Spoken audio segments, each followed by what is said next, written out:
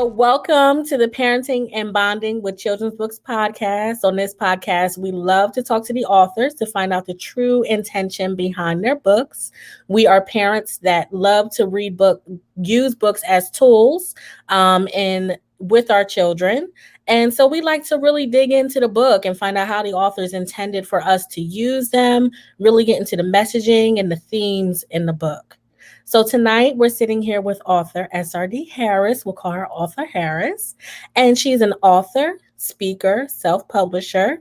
And as the founder of SRD Harris Books, Harris's goal is to write and publish high quality children's books that will diversify bookshelves all over the world and spark a love of reading. And we are all about that. We'll talk about a few of Author Harris's books tonight, but her debut title, Future Miss President, which was inspired by the historic election of the first female U.S. vice president, is how we found Miss Harris, Author Harris. So welcome again. Thank you so much for having me, Quinn. I am so excited to be here with all of you, and whoever's going to watch on the replay, hello and welcome. Yes, I'm so excited. So it's funny how we met, right? And we didn't talk about this beforehand, but we had I ran into you in an author group or something like that, like on Facebook, and we put out an author call like every once in a while. And when I first read your book after you submitted, I was so excited about it. And you know, like that excitement you feel because I read it was it right after Kamala was elected? Yeah, the inauguration. It came out. Right. It came out on Inauguration Day. Okay, so I was super excited, everybody needs to read this book kind of thing. And I don't know if there was a glitch in the system or something like that, but you didn't think you were going to be in the podcast. And as soon as I saw an indication you weren't scheduling or something like that, I was like, wait a minute, let me find her. Right.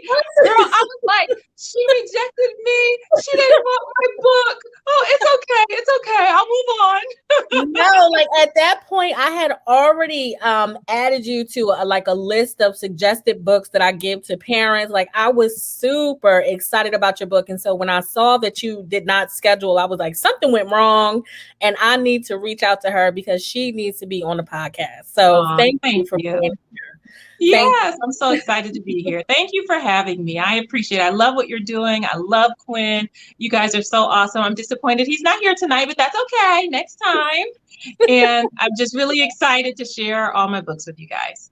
Yes, we are excited as well. So, Future Miss President. Well, before we get to that, tell us a little bit more about yourself, your love for reading, just a little bit of your background.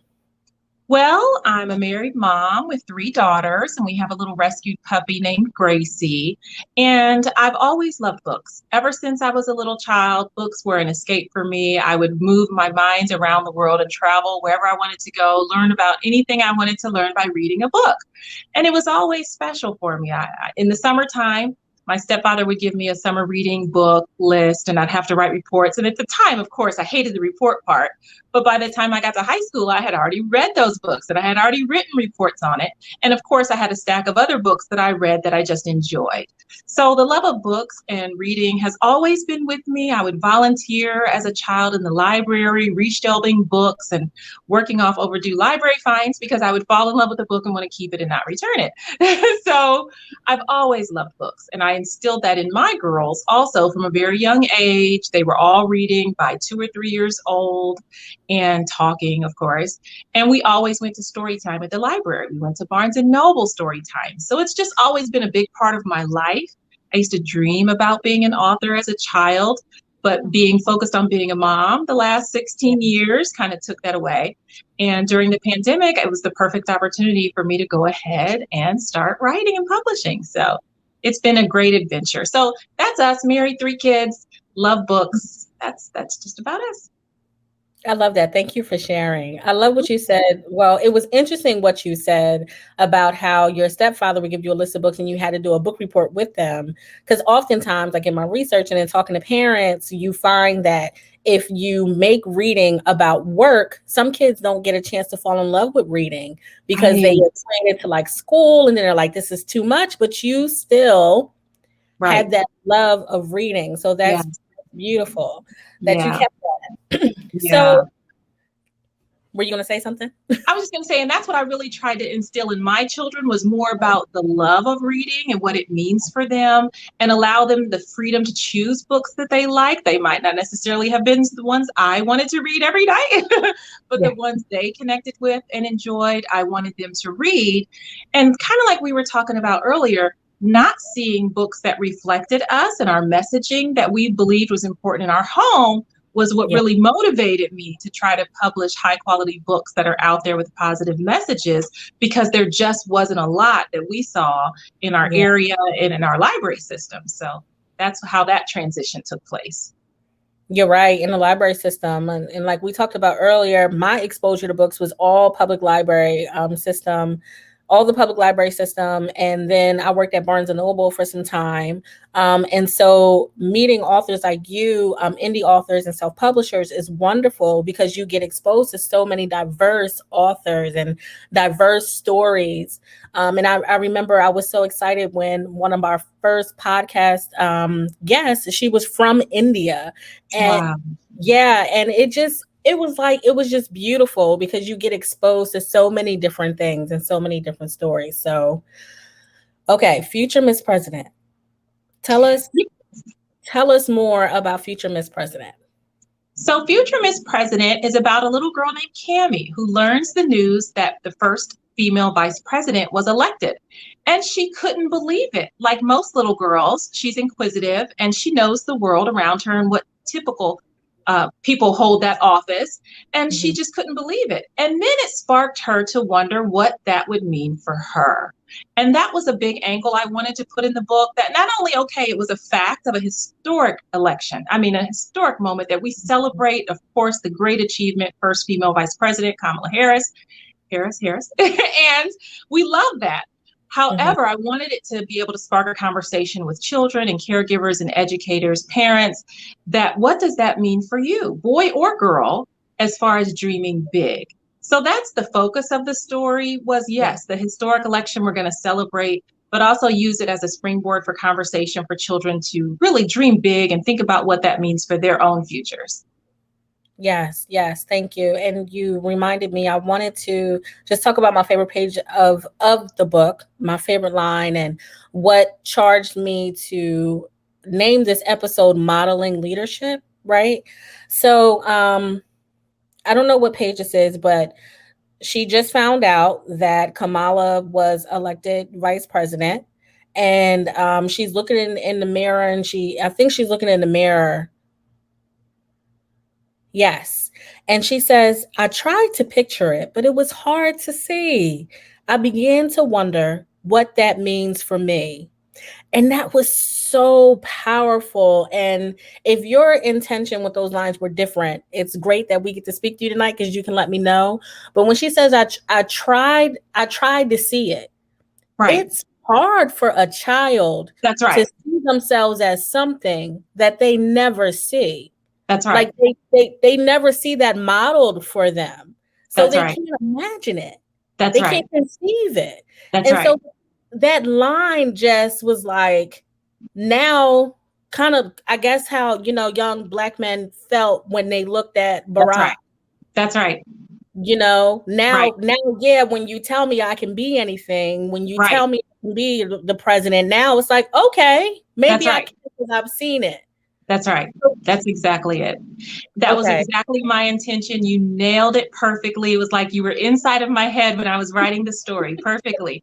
And that was exactly what I wanted. And I wanted that mirror theme to carry out through the story. I'm not sure if you noticed that, but even towards the end and even on the back, I have her in the mirror, surrounded by positive words about her.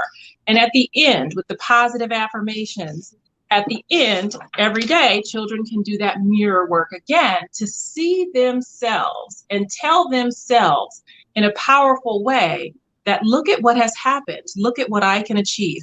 And no matter what success means for them, whether it means being the best chef or the best dad or the best mom or the best whatever Yeah. that means for them, I want them to picture it for themselves and work towards that goal and know that they can achieve anything they put their minds to. Even older people, not even just young children, but all of us need that daily encouragement to try new things. And even if we don't succeed the first time, to keep trying. Yes. So what was it like reading this book to your daughters for the first time, or were they involved in the whole process? Oh, yes. Oh, yes. All three of my girls were heavily involved in the project. My youngest one was most inspired by it. Her nickname is Cammie. And she was most like attracted to the book, everything about it, the pictures, everything. And she was my co-editor, co-author, but all three girls were highly involved and highly inspired. And I think for them, they were my motivation behind the book to make it something that was beautiful, inspiring, encouraging, that the illustrations would be something they could relate to and see. And they were just super proud of it, super excited. It was quite the journey to get it published. I originally had wanted to have it published around election time. And I had gone through several illustrators, and my third illustrator that I finally agreed to got COVID, and she could not complete the project. So it was terrible. So, and then it was the holidays and all that was crazy. So I finally got to my fifth illustrator and got it to work. And he's been magic to work with. He's been awesome. But that was quite the journey to get there. So my kids were with me the whole time. My husband was with me the whole time, helping me finish the book and re-edit it and we worked it over and over and over. It's been a family affair for sure. All of us worked towards the book.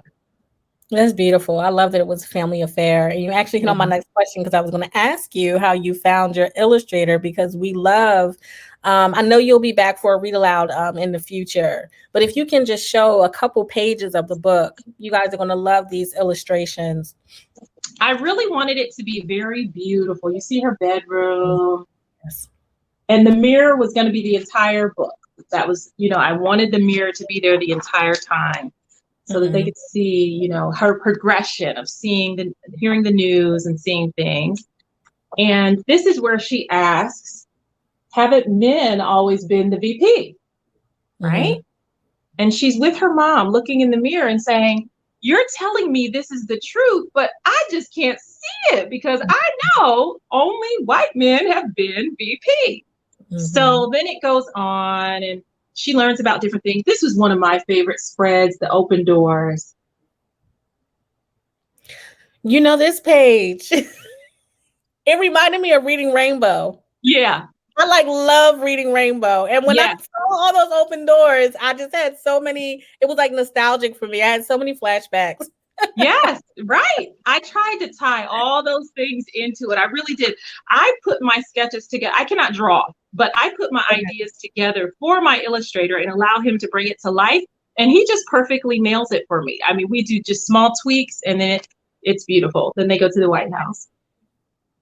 And it was really important for me to have her have a family, and just a positive image. My focus is really to have positive, inspiring books for our kids to see, and for all kids to see us in a high way, in a great light, in a positive way, where it's encouraging to everyone, and everyone can see a book like this. A boy can see this book, and when his little girlfriend, neighbor, or whoever in his classroom says, I can't do that, only boys are judges, or only boys play football, or only boys are president, and he says, you know what, no, you can be anything, you can do anything, and I'm going to help you get there, and I'm going to tell these boys to stop saying, no, girls can't do that, and he's going to be one to stick up for you. So I think it's for everyone. It's not just for girls, it's for everyone to see that there's possibility for all of our lives. Yes. Thank you. So I know, guys, check out Future Miss President if you have not already. Let me put your website up real quick just so they can see it. I want to talk about your other books. I'm so excited. So Future Miss President is one that I've read and loved. And I've seen her other titles as well, but I have not read them yet. So I want to hear all about them tonight. Bella Loves Her Umbrella is her newest release. And if we could just hear more about what Bella's life is all about, we would love that. Sure. Now, I did use a different illustrator for this book, but that's okay. She's beautiful. I wanted it to just be a beautiful picture book of a little girl that has a very creative imagination. So we all know kids fall in love with typical items, a pair of rain boots or something they want to wear, pajamas, they want to wear to the grocery store, something like that. And Bella is that little girl. She loves her umbrella. And she turns a mundane object into so many different things. So she takes it everywhere she goes. And look at the illustrations in this one. I mean, it's just absolutely gorgeous. Yeah. Yeah. The colors and everything. And again, a beautiful brown girl in a positive light. But she dreams of flying. Wow. Yeah. And she uses it to keep her cool. I love that. To read her books outside. At night when she's dreaming, she slays the dragons with it. Okay. So it takes her throughout her day, and it allows her through the seasons to use her imagination, to use her umbrella for more than just the rain. So that's the premise of the story. She's with her mom at the store in this spread and using it to get something off the shelves. Can you see that? Yes, I can see. So she's just showing you that just because it's an umbrella and other people say it's just for the rain, my umbrella is not. It's very special. And I take it throughout my day and I use it in a special way. So it's just a nice, cute, imaginative, again, a fun rhyming tale for people to be inspired for their imagination. And then Teddy Only Wants Spaghetti was inspired by two things. You know, kids are picky eaters a lot of times. We've all kind of experienced that as parents or even as picky eaters ourselves. And my middle daughter, when she was little, she was always a healthy eater. All my kids are healthy eaters. I made their own baby food. I breastfed them, all that good jazz. Well, anyway, as a baby, my middle daughter loved carrots, and I would steam, mash them up, puree them. And she would eat anything, but she would eat double, triple carrots.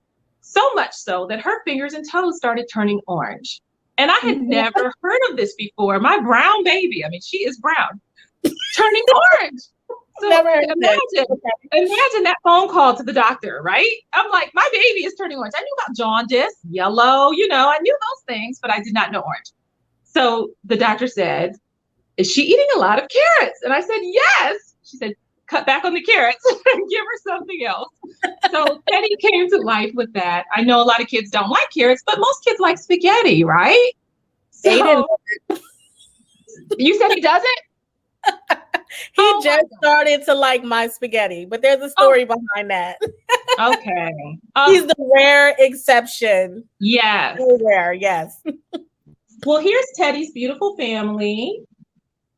And he's an only child, but he, like Aiden, but he loves spaghetti. He would rather eat it morning, noon, and night. That's his favorite thing in the whole wide world. And he cooks it with his mom. Okay. His mom's famous recipe.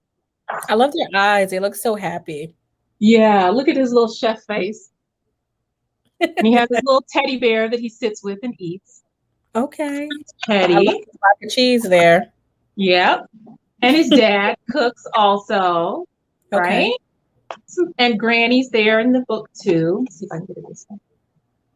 Okay. And Teddy's grandmother takes him out to dinner for his birthday. And she already knows what he's going to ask for. Like, it could be anything. But he makes a wish. Oh.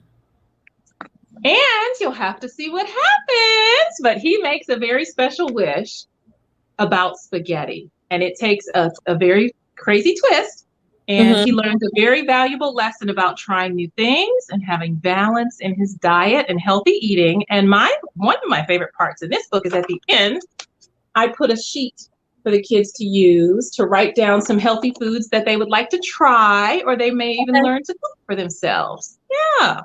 That's exciting. You know, I was intrigued even before he made the wish because I saw Dad pulling that chicken out the oven. I'm like, is Teddy going to eat that?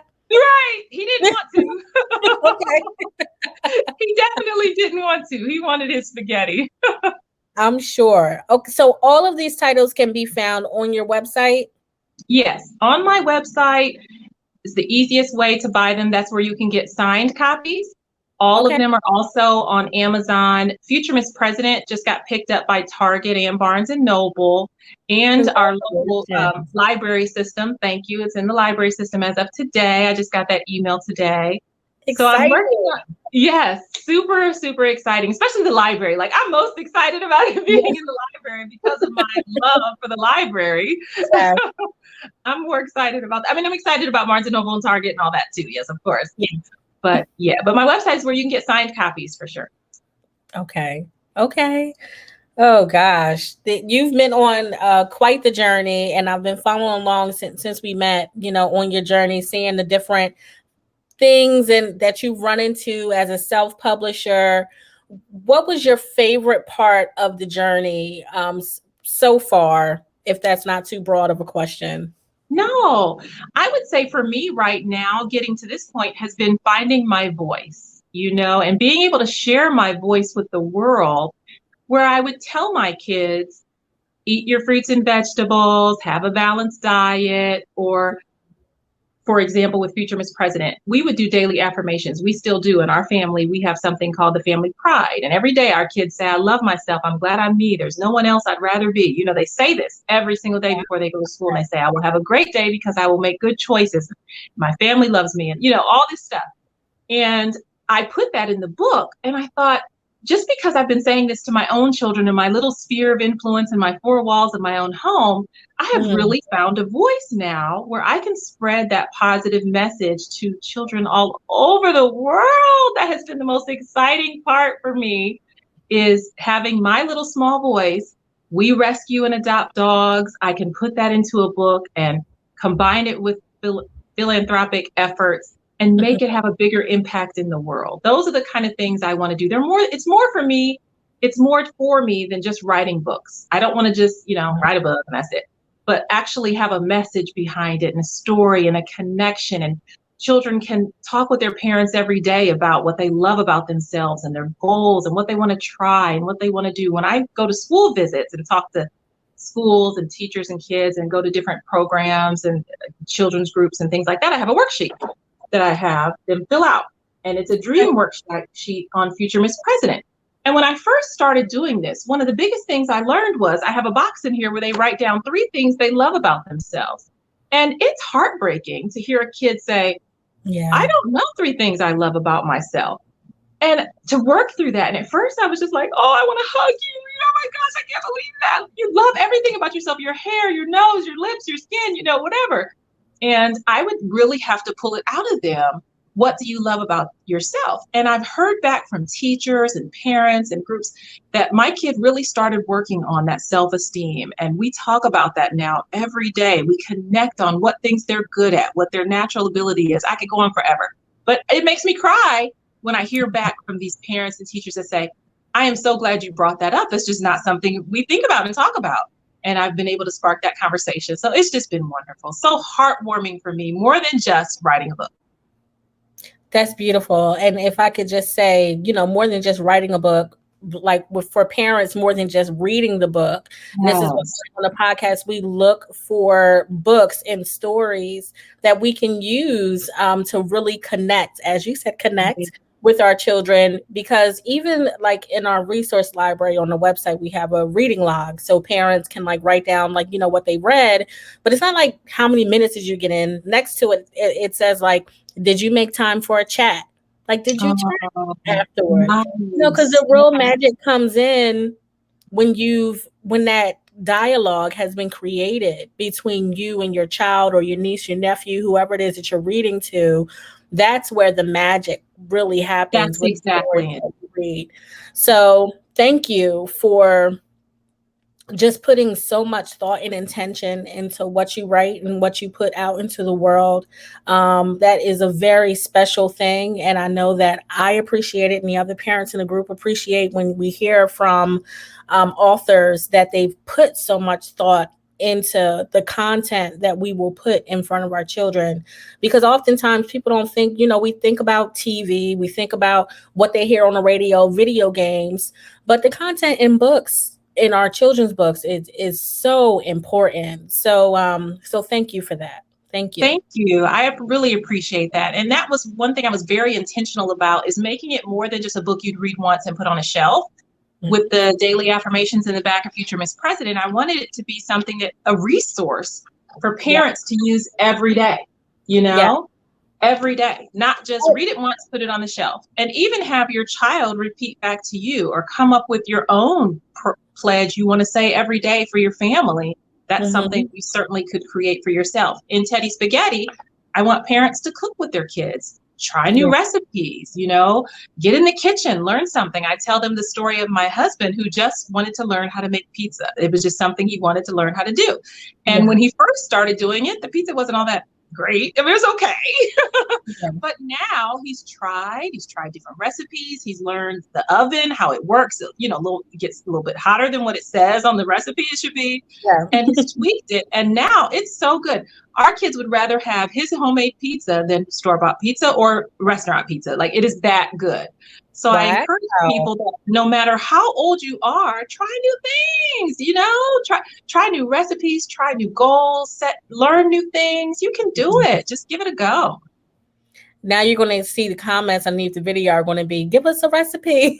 All right, I know. I'll ask him. I don't know. I might have to beg him for it. It sounds like something he's crafted and he wants to keep it to the part. We'll see. Yes, he's great at it. He really is. He's trying to fatten me up. Yeah. So before we go, because time kind of flew, this was such a wonderful conversation. So is there anything else that you would like to share about your books? Anything you're working on? Yes, I have one very exciting project coming up called Gracie's Grace, and it's inspired by our puppy that we've rescued. She's our 6th dog that we have rescued over the years or fostered or adopted or found homes for. She's our 6th baby. And what I've decided to do is write a book about a rescue puppy and how she found a home. And even though she had some things wrong with her that maybe someone would look at her and reject her and not want her, it teaches a story of compassion and empathy towards pets and people. And I'm partnering with CHA Animal Rescue that's been around since 1975 to publish this book. And part of the proceeds will go towards CHA to allow them to continue to use the money to work on their mission of saving homeless dogs and cats. So I'm really excited about that because everyone loves dogs, hopefully, and cats. And again, teaching that compassion and empathy for other people that look different than you, that may not be the same. That message, I think, is really important and will connect with a lot of people. So I'm really hoping people will get behind it. I'm going to do a Kickstarter campaign for it so that I can do a special limited edition hardcover. So stay tuned for that. That's really exciting. I hope to help out CHA a whole lot with it. Yes. Thank you for sharing that with us. We're looking forward to following along. Let us know when you start the Kickstarter and everything else is, when everything starts so that we can follow along and be a part of that journey. Thank you so much for being with us tonight. Thank you for having me. I love you, Quinn. Anytime. I'll be glad to come back. Wonderful. Thank you so much. Guys, if you have any questions for the author, you just want to say hi, we had some people hop on and just say hello. If you join later, just let us know that you watched. And make sure to look out in the future because Author Harris will be back to read her book. Thank you so much. Good night. Good night, everybody.